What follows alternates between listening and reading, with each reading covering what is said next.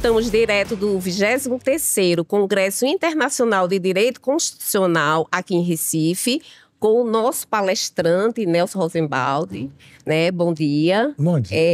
Ele é doutor em Direito Civil, atual advogado e parecerista, né?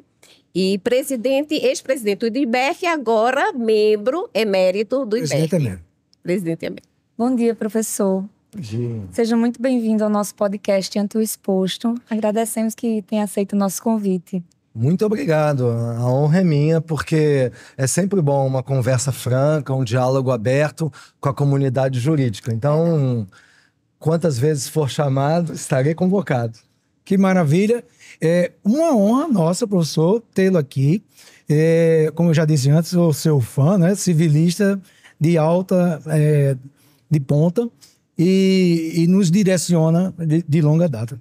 Professor, o tema da sua palestra é a constitucionalização da responsabilidade civil na reforma do Código Civil. Então, a nossa curiosidade vem com a seguinte pergunta: como a constitucionalização da responsabilidade civil pode influenciar a reforma do Código? Ok. Para responder essa pergunta, primeiramente, é importante dar um passo atrás. E por que eu digo isso? Porque a gente tem que explicar para o público a razão da reforma do Código Civil. Por que há um PL, que é o PL 4 de 2025, que hoje está em andamento no Senado Federal? Porque nós temos um Código Civil que aparentemente é recente, é o Código Civil de 2002. Acontece que esse Código Civil, ele é um projeto gestado no início dos anos 60.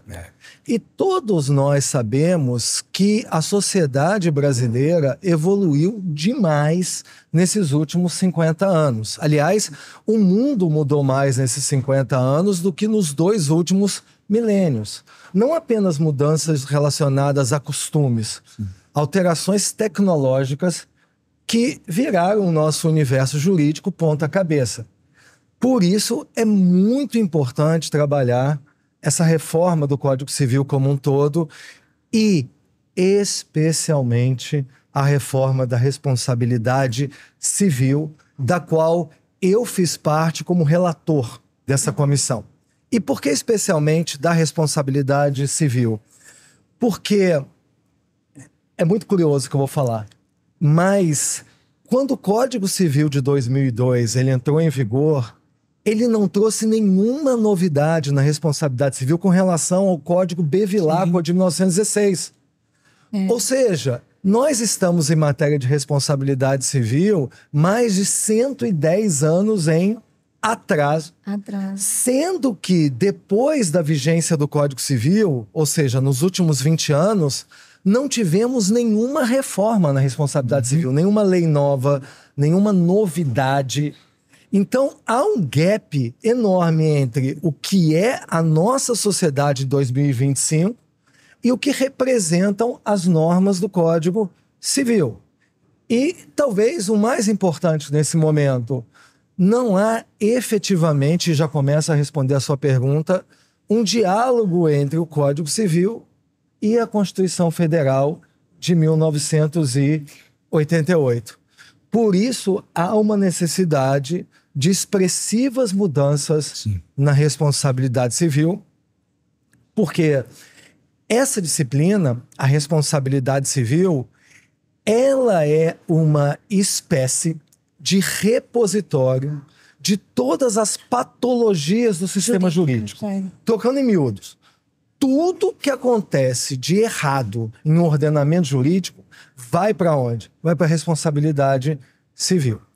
O que acontece é que, tradicionalmente, na época de meus pais, por exemplo, e olha que eu não sou jovem, quais eram os problemas da responsabilidade civil? A gente chamava responsabilidade civil quando havia uma violação de um contrato, um inadimplemento, mora, quando havia violação de propriedade. Só que, hoje em dia, a responsabilidade civil ela aumentou demais a sua dimensão, porque ela não tem que lidar apenas com a crise da propriedade ou a crise dos contratos. todas as violações a direitos fundamentais hoje vão para onde? Responsabilidade civil. E para os mais jovens, todos os dilemas de quebras, de violações a tecnologias digitais emergentes também acabam no mundo da responsabilidade civil. Então a responsabilidade civil absorve toda essa gama de problemas e o Código Civil atual ele passa longe disso. Então é um desafio hercúleo para nós. Sim, professor. Então o senhor fala que existe, de fato, um leque enorme de novas situações que precisam ser observadas nessa nova legislação e esse caminho de constitucionalização vai ajudar a fazer esse abraço, não é assim? Então, eu lhe pergunto, professor, assim, já num desdobramento, é um desafio muito grande, eu imagino, tentar normatizar um espaço, um espectro tão grande. Como é essa técnica para poder, num texto, alcançar determinadas situações, sem ser muito casuísmo? Muito importante. Há de se lembrar para o nosso público que não se trata de um novo Código Civil. É uma reforma do Código Civil atual. Então, nós temos que ser cautelosos em balancear o tradicional com o novo, porque ainda é o Código Reale. E o mais importante, Miguel Reale, ele sistematizou o Código atual em 3 diretrizes. A diretriz da socialidade, ou seja, esse Código Civil, ele tem que estar de olhos na sociedade, ele tem que estar voltado ao cidadão comum. A outra diretriz é a diretriz da eticidade, no sentido de que essas normas, elas sejam feitas no sentido de que elas respeitem a boa-fé e a cooperação entre as pessoas. E o mais importante, isso me interessa muito, a diretriz da operabilidade, ou da concretude. Operabilidade ou concretude significa as normas não são feitas para ficar nas alturas. Isso. Elas são feitas para ter efetividade, para que elas possam ser úteis ao nosso dia a dia. Então, a ideia principal da reforma da responsabilidade civil, na essência, eu vou ser bem sintético aqui, é trazer critérios objetivos aos juízes de direito para que eles possam julgar nossas demandas de responsabilidade civil de forma refinada e trazendo segurança jurídica. E por que eu digo isso? Porque responsabilidade civil não é apenas uma matéria teórica. Se vocês pararem para pensar, a maior parte das demandas no direito brasileiro, desde o juizado especial até o STJ, elas são de responsabilidade civil. Desde um simples acidente de trânsito, desde uma demanda de dano moral por briga entre vizinhos. Os processos estruturais, quase todos. Processos estruturais, é isso? Tá jogando lá em cima. Sempre que a norma não é observada, a gente se recorre na responsabilidade civil. Sempre que um advogado é questionado, né? Doutora, mas aconteceu isso, havia uma norma assim e foi infringida. A gente se vale da responsabilidade civil. Uma violação de uma cláusula contratual, uma questão relacionada a direito do consumidor, todas essas disputas, elas ecoam ali na responsabilidade civil.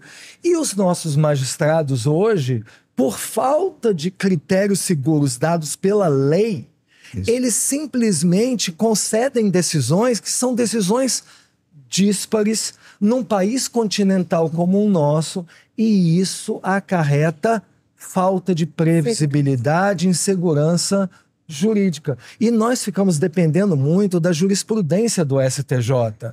E a jurisprudência do STJ, ela não dá conta desse desafio, não por qualquer carência dos ministros, mas porque é muito difícil para a jurisprudência construir em cima de normas que estão defasadas. Isso que é o problema. Então, nós não vivemos na common law. Nós vivemos na civil law. Então, o que nós precisamos é, sim, de um sistema normativo onde existam regras que digam, seu juiz, esse é o caminho para decisões seguras. Seu advogado, esse é o caminho para que você possa defender o seu cliente da melhor forma, dentro da responsabilidade civil. Nós estamos procurando por isso. Pois é, gente, esse é o professor Nelson Rosenwald, que nos agraciou aqui com essas palavras. Professor, mais uma vez, nossa gratidão. O senhor falou em Common Law e eu lembrei, sistema de precedentes no Brasil, a gente já tem a jurisprudência como fonte, né, do direito, e essa questão da disparidade, né, das decisões díspares num país continental. Mas é tema para outro dia. Eu já faço um convite. Sistema de precedentes, constitucionalização da responsabilidade civil. Professor, muito obrigado por aceito o convite. Foi uma honra. Né? Seja sempre muito bem-vindo para voltar ao nosso podcast Ante o Exposto.